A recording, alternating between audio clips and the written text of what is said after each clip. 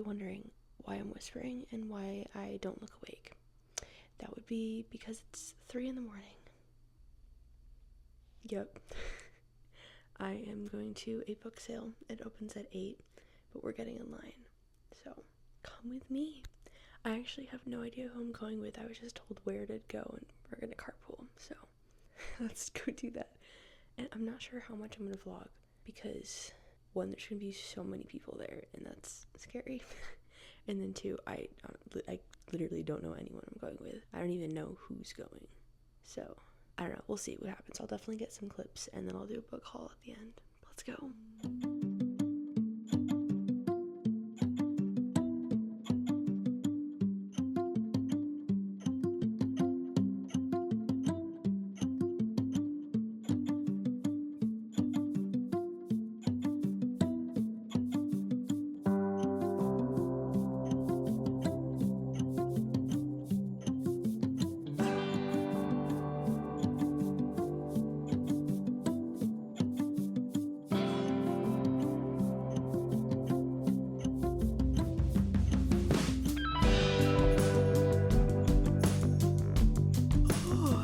Hey guys, it is much later. I am so tired. That was like an 8-hour trip. I woke up at 2:30 and then I got back to campus at like 10:30.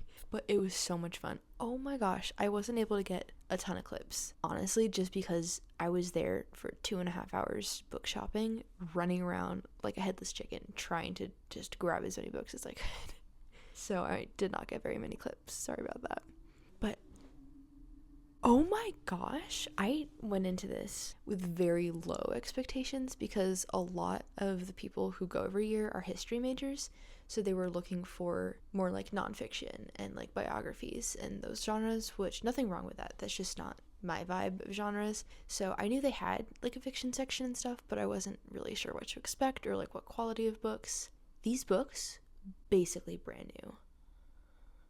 I mean, not all of them, obviously, but like the fiction section, literally everything was spotless condition. And they had everything organized completely by like author last name. So like I was able to like go and look at specific authors that I love and like try to find their books. It was crazy. Like I literally walked in and there was like the first thing I saw was a pile of like specifically new releases in fiction. So like I grabbed like 5 books right off the bat. So totally a win. Oh my gosh, I'm so going back next year. That was so much fun. I literally bruised my shoulder because I had like this tote bag with like 15 to 20 books in it at all times, and it kept falling off my shoulder, so I had to keep like putting it back on there, and oh my gosh, it hurt so much. And then literally it's hours later and like there's a bruise there. I was literally just dragging my tote bag across the floor and it's very obvious. Oh no, there's rips in it. Okay, that's so sad. Okay, I'm gonna wash this, and I guess this is now my book buying tote because I can't use this for anything else now. Next year, for sure, bringing a wagon or something with wheels. Not doing that again. I got a haul of 15 books. I was not planning on buying that much, but it was way too good of a deal to pass up. I spent $75, which, again, not expecting to spend that much, but I calculated, like, just the face value of what these books would have been brand new, which, keep in mind, all of these are basically brand new. All of them are hardcover, except for one. I got one paperback, but they're, like, brand new. If I were to buy the books that I got brand new, $401. Why are books so expensive? One of the books was $35 just by itself. Like, girl, what? Such a steal. Oh my gosh. So let's do a book haul. Okay, I think I'm going to start with the series that I got and then I'll move on to all the other ones. I got the entire Harry Potter series. I have not read the series since middle school. I mean, it's been a while, so I don't remember exactly, but I read these on Kindle, and if my memory serves me correctly, I'm pretty sure I blew through this in a week. I got the first one, like, physical from the library, and I was like, oh, it's a cute little book. And then I got the rest on Kindle, and I didn't realize that they were this big. There's so many pages. So I literally just, for a week straight, read Harry Potter. And it's been forever, and I've watched the movies since then, and I love them. Whenever I'm out thrifting, I've been looking to get the Harry Potter set, but I specifically wanted to get them in good condition because you can always find Harry Potter, but they're usually like paperbacks and like not in good condition. These, basically brand new. They had piles of Harry Potter books. Like they had like literal bins of each book. Like I think a Barnes and Noble or something, like bookstore must have like donated them, because it was just like 20 of the first book, 20 of the second book, 20. It was crazy. So score, oh my goodness, like this alone easily 150, maybe even 200 just if you were to buy these. I am so excited to reread these. I might do a reading vlog for this, like reacting to the Harry Potter books, because it's been forever. I mean, I've watched the movies recently, but the books have so much more in them. Score, oh my gosh, I'm so excited about this. Next up, I got a lot of Frederick Bachman books, which I haven't read any, so maybe it wasn't a great idea to just buy all of his books without reading any of them. But Sarah Caroli talks a lot about specifically like Beartown and like that series and how she loves that, and it's like a 5-star. I have really high hopes for them, but I found a lot. So speaking of Beartown, I found the first 2 books in the series, so Beartown and then Us Against You.